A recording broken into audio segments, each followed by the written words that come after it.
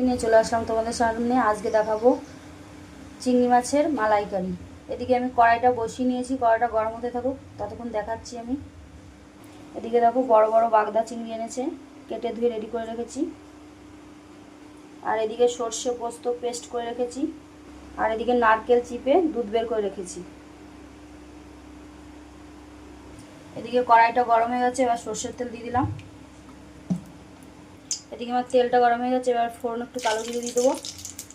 এদিকে চিংড়ি মাছগুলো একটু লবণ হলুদ মেখে নিয়েছি, এবার হালকা করে ভেজে নেবো। দেখো কড়াইতে দিয়ে দিয়েছি, এবার হালকা করে ভেজে নেবো, বেশি ভাজবো না চিংড়ি মাছগুলো, যেহেতু মালাইকারি করবো তার জন্য।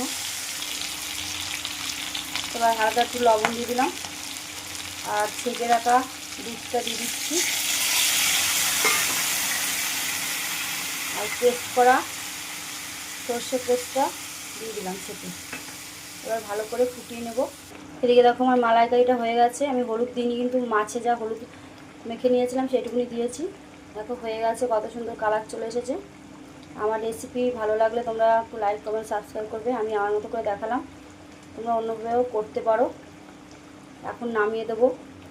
নামিয়ে নিয়েছি, দেখো কালারটা কত সুন্দর এসেছে।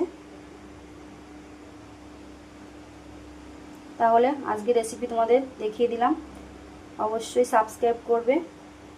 আবার কোনো রেসিপি নিয়ে পরের ভিডিওতে তোমাদের দেখাবো। টাটা।